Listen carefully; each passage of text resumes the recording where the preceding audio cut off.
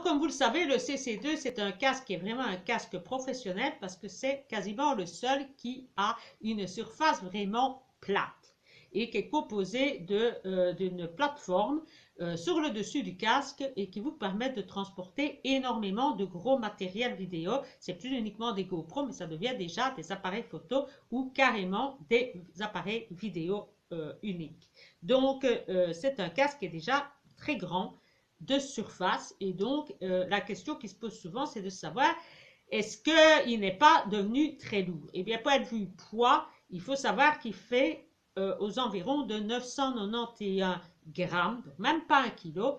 Donc, c'est quand même un poids qui est quand même très bas et très léger parce qu'il faut quand même imaginer qu'au-dessus de ça, vous allez mettre vos appareils et que ça devient vite lourd et que ça demande évidemment que ça soit équilibré, stable pour éviter évidemment que vous n'ayez des problèmes de cou et que vous soyez vraiment peu confortable au fur et à mesure de la journée, surtout pour ceux qui font de la vidéo toute la journée. Donc le poids, il est quasiment en dessous d'un kilo à vide. Et c'est également le même pour le Cookie Fuel qui a également le même poids. Donc point de vue poids, les deux casques se valent. C'est également le cas en ce qui concerne la manière de l'attacher. Il faut toujours choisir un chin cup quand on utilise des casques vidéo pour une bonne raison que, comme je vous le dis, les poids étant tellement lourds au-dessus de votre tête, il faut quand même un truc qui tient. Et si vous utilisez évidemment des systèmes avec l'utilisation du tirage par la langue, etc., et par la bouche, eh bien, il faut vraiment que ça soit solide et ça ne commence pas à bouger dans tous les sens, parce que sinon, vos cervicales vont en prendre un coup à la fin de la journée. Donc, toujours mieux avoir une mentonnière large, ce qu'on appelle le chin cup, et avec libération. Évidemment, ça va de soi en cas d'accident pour que le casque soit éjecté au premier coup. La seule différence qu'il y a entre le CC2 et le Cookie Fuel, c'est que le Cookie Fuel a sa libération qui est sur le côté droit, sur le côté, tandis que chez Tonfly, il se situe au milieu. C'est la seule différence qu'il y a point de vue libération. Alors, une différence qu'il y a, c'est que chez Cookie, vous avez la possibilité soit d'aller vers un chin cup, donc c'est-à-dire avec une mentonnière comme chez Tonfly, mais vous avez aussi la possibilité d'aller vers un chin strap, ce qui n'est pas possible du côté de Tonfly, où ils ont pris le pari que dans l'intérêt de leurs clients, eh bien, si on voulait une bonne stabilité, un confort optimal et une bonne prise de vie, eh bien, il fallait un soutien au menton qui soit large et efficace et par conséquent, il n'offre la possibilité que de configurer son casque uniquement avec un chin cup. Libération sans libération, mais bon, la règle devient de plus en plus que l'on va tous vers la libération. Alors, chez Tonfly, il y a deux plaques qui sont fournies. Donc, soit vous mettez les deux plaques sur votre casque, ou soit vous n'en mettez qu'une et vous avez une deuxième qui est de réserve. Chez Cookie Fuel, eh bien là, vous avez une plaque aussi composée également du même système, mais ici, la grosse différence, et à mon avis, c'est la grosse différence qui est entre les deux casques, c'est là-dessus qu'il faut, c'est la taille des plateformes. Chez Tonefly, le CC2 a une plateforme qui fait quasiment 20 cm de long sur 17,5 cm de large et en travers, en crosse, elle fait 21 cm, alors que chez Cookie Fuel, on est à 15 cm de long, 10 cm de large et en crosse, on est à peu près à 8,7 9 cm, 10 cm, allez, soyons large 10 cm. Donc, chez Tonefly, la plateforme est quand même relativement plus grande et vous permettra évidemment de faire un meilleur choix dans le type de produit que vous allez mettre dessus et vous n'allez pas devoir calculer car la plateforme est vraiment très grande et facile d'utilisation avec des attaches bien connues de Tonefly qui sont vraiment très faciles d'utilisation, faciles à changer et dont la tenue est vraiment exemplaire. Les trous sont déjà faits à l'intérieur, vous avez juste à passer. Il n'y a pas de mécanisme supplémentaire à ajouter. En général, votre casque il vient quasiment adaptable à tout ce que vous voulez par la suite. Donc, ça vaut vraiment le coup. C'est vraiment un casque très bien conçu pour ceux qui aiment faire de la vidéo et de la photo.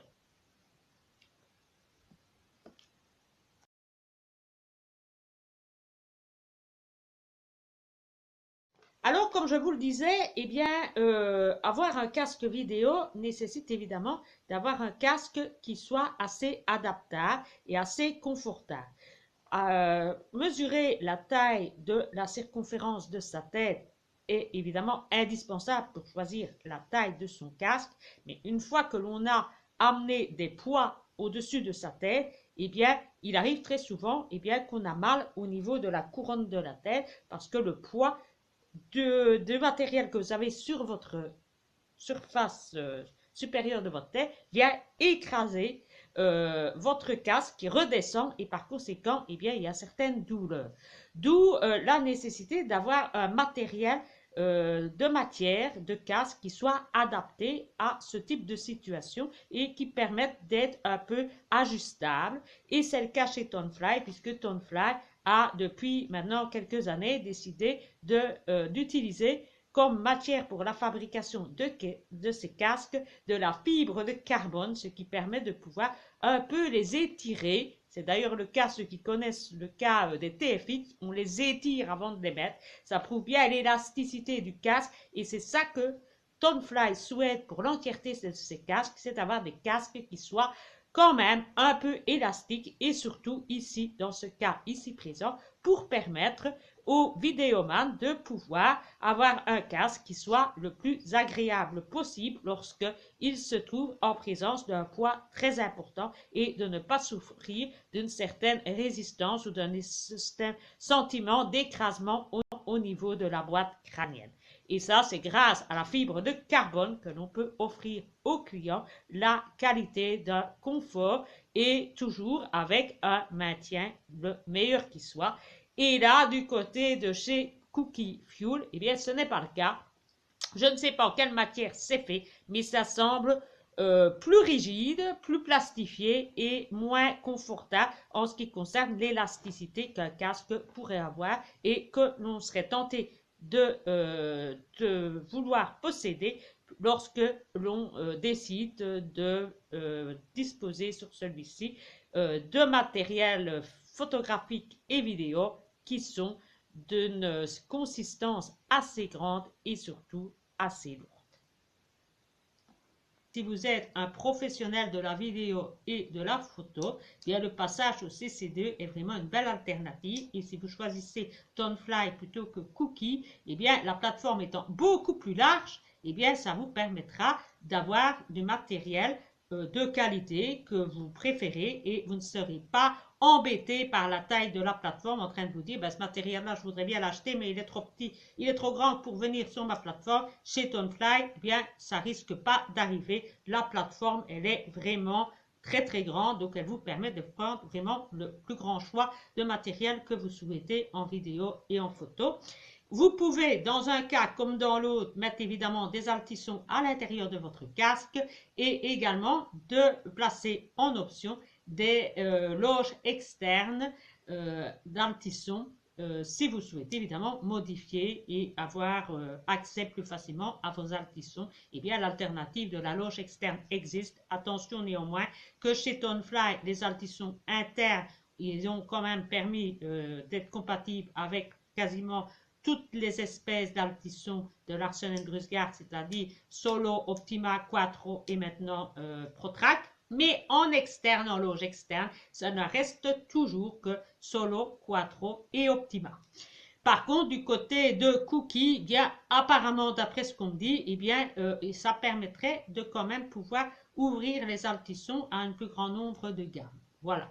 Voilà ce qu'on m'a indiqué point de vue de certains des clients qui utilisaient ce modèle, mais qui finalement l'ont abandonné. Pourquoi? Parce que chez Tonefly, eh bien, la plateforme est beaucoup plus grande. Et si vous ne voulez pas utiliser les deux plateformes, eh bien, vous n'en utilisez qu'une et vous en avez une de réserve, ce qui n'est pas le cas chez Cookie. Cookie with Fuel, je dis bien.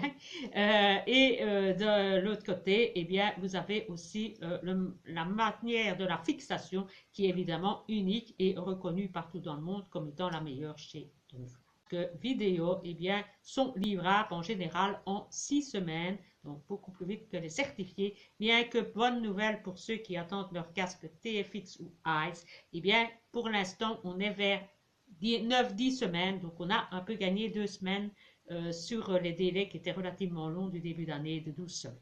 Voilà, je vous dis à bientôt, prenez bien soin de vous et à la prochaine, bonne fin de saison. Donc, voici mes arguments que j'offrirai à un client qui souhaite et qui hésite entre un cookie, fuel et un CC2. Pour moi, c'est le CC2 qui reste le meilleur pour le moment. Et d'ailleurs, les meilleurs athlètes au monde, dans le monde du parachutisme, utilisent justement ce fameux CC2. Je vous rappelle néanmoins, avant d'évoquer les arguments, que ce type de casque est réservé principalement à des personnes qui font de la vidéo et de la photo professionnelle. Pour des gens qui font ça comme hobby et passe-temps, je pense qu'il y a des casques moins proéminents, moins lourds et tout aussi efficaces comme le 2X, le 2,5X ou le Speed qui font très bien leur boulot sans aller vers ces casques imposants qui nécessitent déjà une certaine expérience et qui ne s'utilisent que pour de gros matériels. Donc, si vous n'êtes pas du professionnel et des personnes vraiment de haut niveau, ben, contentez-vous d'une gamme inférieure. Voilà, ceci étant dit, voyons ensemble les 16 arguments en faveur du CC2.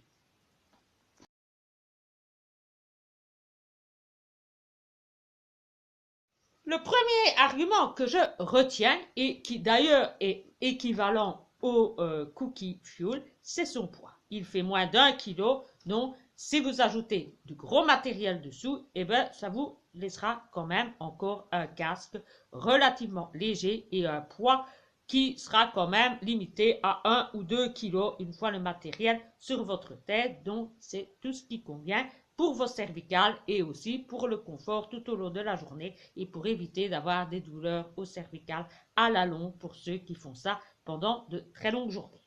L'argument numéro 2, eh bien, c'est que dans le CC2, et ça c'est typique chez Tonefly, eh bien, nous avons un système de libération qui se trouve au centre du menton, ce qui permet de pouvoir pratiquer la libération aussi bien avec la main gauche que la main droite ou même avec vos deux mains pour l'éjection en cas d'emmêlage ou d'obligation de libérer votre casque et de l'éjecter au plus vite.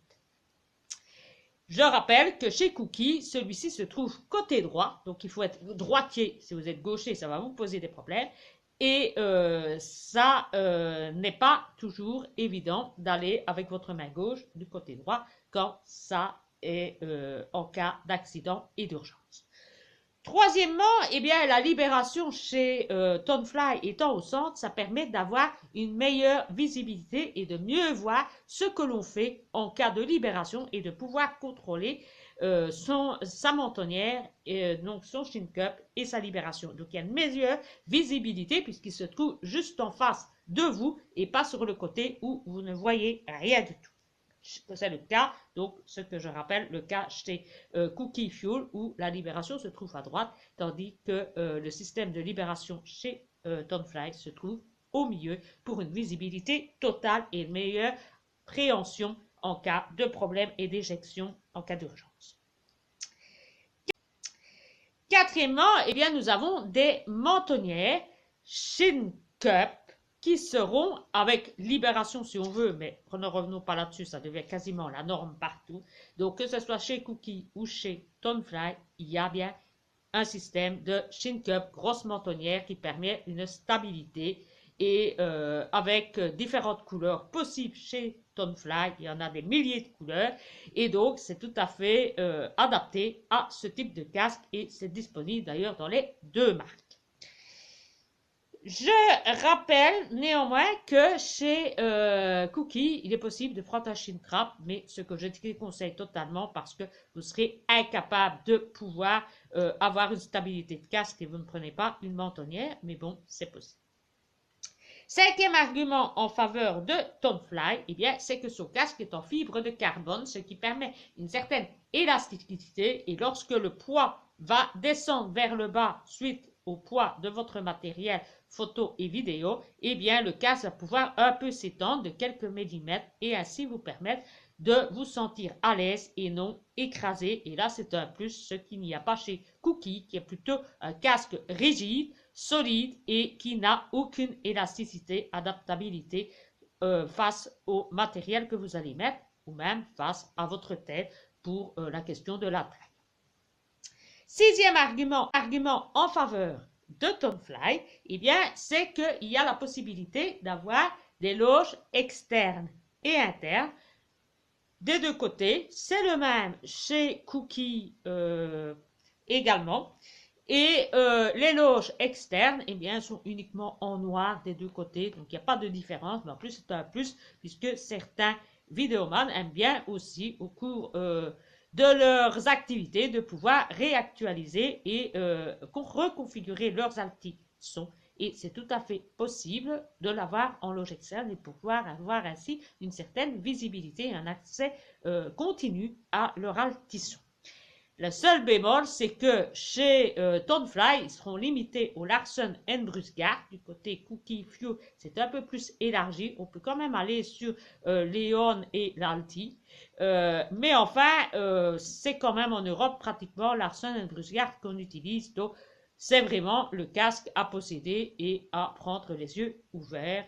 Et même les yeux fermés, pardon. Et de toute façon, petit rappel, eh bien, les loges externes, c'est en Solo Quattro Optima, et si vous prenez interne, vous pouvez même aller jusqu'au ProTrack. Septième élément en faveur c'est la taille de la plateforme. La plateforme est très grande, je vous l'ai dit, elle approche des 20 cm et vous avez la possibilité, regardez dans la vidéo, d'avoir la très grande ou d'avoir celle qui est un peu inférieure à 17 cm. C'est quand même énorme, quasiment 20 cm de plateforme, c'est tout à fait énorme et ça vous donne un champ de possibilités de matériel infini, ce qui n'est pas le cas du Cookie qui est vraiment minimum et c'est ce qu'on attend justement d'un casque vidéo, c'est d'avoir la possibilité de mettre ce qu'on a envie de mettre et de ne pas passer son temps à regarder l'appareil qui va entrer sur le casque, mais plutôt ici de choisir son appareil, de dire de toute façon il rentrera parce que ma plateforme, eh bien, elle est adaptée à tous les types de matériel disponibles sur le marché et c'est le cas de Tonefly et ça je crois que c'est vraiment le numéro 1 de points les plus utiles dans notre cas puisque c'est vraiment la recherche de matériel vidéo pro et on n'aimerait pas de se retrouver avec le problème d'un appareillage que l'on veut emmener avec soi et qu'on ne peut pas parce qu'il est trop grand pour son casque. Et bien chez Tonefly, ce sera impossible avec le CC2. Vous pouvez embarquer tout ce que vous voulez. Ensuite, eh bien, vous avez en huitièmement la plaque démontable. Comme je vous l'ai dit, c'est une plateforme et sur la plateforme, il y a deux plaques et vous pouvez en démonter une que vous gardez en stock ou bien vous les mettez toutes les deux pour mettre le matériel que vous souhaitez. Chez Cookie Fuel, c'est également une plateforme avec deux assiettes aussi pour le placement, mais là, qui apparemment ne sont pas démontables, elles sont toutes les deux dessus dès le départ. Et neuvièmement, eh bien, moi je trouve que chez Cookie Fuel, eh bien, le matériel est assez bien ressortant, n'est pas fixé à l'intérieur du casque, il y a des rebords, des ressorts, ça peut se prendre dans les suspentes, ça n'est pas très sécuritaire la matière dont la façon plutôt dont la plateforme est placée sur le casque, elle est assez bien ressortante et ça pose un énorme problème dans les suspentes et en cas d'accident avec tout ce qui peut accrocher à partir de cette plateforme qui est débordante. Enfin, dixièmement, eh bien, il n'y a pas de bricolage à faire chez Tonefly. Lorsque vous commandez votre casque et vous prenez le TP ProMount et que vous prenez le Lynx, etc., eh bien, vous n'aurez plus qu'à faire que du vissage sur votre casque. Tout le matériel qui est lié aux plateformes ainsi que les supports sont tous en aluminium, c'est-à-dire des trucs très solides et qui dureront la vie complète. L'aluminium, c'est très solide et c'est très résistant au choc, à l'humidité et à tout ce que vous voulez. Alors que du côté de Cookie Fuel, eh bien, c'est vulgairement du plastique et ça peut casser et ça n'est pas très résistant à l'humidité, au coup et en question durabilité. Donc, c'est vraiment de la qualité et en plus, eh bien, vous ne devrez pas faire de bricolage puisque tous les trous ont été faits par Tonefly et vous n'avez pas à vous tracasser pour passer vos fils. Les trous sont faits, il suffit juste de les passer et le système est opérationnel. Alors que du côté de Cookie Fuel, eh bien là, vous allez devoir passer au bricolage et au perçage pour faire passer vos fils et vos câbles. Enfin, nous allons aller vers le numéro 12 où là, eh bien, nous avons la possibilité également de pouvoir transporter un viseur. Il y a certains parachutistes qui utilisent également des viseurs pour avoir une précision de pointe lorsqu'ils prennent des photos et c'est tout à fait possible avec le CC2, ce qui semble assez difficile à mettre en pratique du côté du Cookie Fuel. Enfin, il y a aussi la partie frontale que j'ai oublié de vous dire précédemment, où là aussi, eh bien, chez Tonefly, on a pratiquement 10 cm encore de possibilités pour mettre du matériel, une GoPro frontale, etc., sur l'avant du casque, sur le front. Chez Cookie Fuel, eh bien, c'est vraiment difficile. On est en dessous de 10 cm, c'est 8 cm et ça n'est pas très droit pour pouvoir y arriver à placer ce genre de matériel. Enfin, ça semble, point de vue 15e point, le matériel Cookie Fuel assez fragile, je vous le disais. Les casques ne sont pas très élastiques, donc risquent de se casser assez facilement vu leur difficulté d'être maniables et élastiques. Et en même temps, bien, je vous l'ai dit, les supports sont en plastique et ne sont pas en matériel durable. Enfin, dernier point, ben, c'est fait en Europe, les cookies, les Tonefly, c'est fait en Tchéquie, donc nous devons essayer d'être dans la durabilité et essayer évidemment d'avoir du matériel qui provient de notre propre continent dans un but d'écologie. Si vous êtes sensibilisé à ce genre de choses, ben, allez vers des matériaux qui sont réalisés et fabriqués en Europe et plus est avec du matériel dont la durabilité est avérée, tel que de l'aluminium, etc., qui permettra à votre casque et au support d'être récupéré pour l'avenir. Certains supports GoPro eh bien, peuvent être conservés toute une vie entière parce qu'ils sont sur de la matière comme de l'aluminium, ce qui ne sera pas le cas avec du plastique qui un jour ou l'autre, avec l'humidité, etc., eh bien, deviennent friables et cassent en moins de 2. Et enfin, je terminerai sur les configurations. C'est que du côté du Cookie Fuel, vous avez à peu près une dizaine de couleurs. Et du côté de Tonefly, vous avez soit la possibilité de l'avoir en mat ou en glossy et de l'avoir en 29 couleurs différentes. De quoi faire votre bonheur et faire de votre casque le casque unique en vidéo que personne n'aura et qui fera la beauté de votre casque au sein de votre équipe.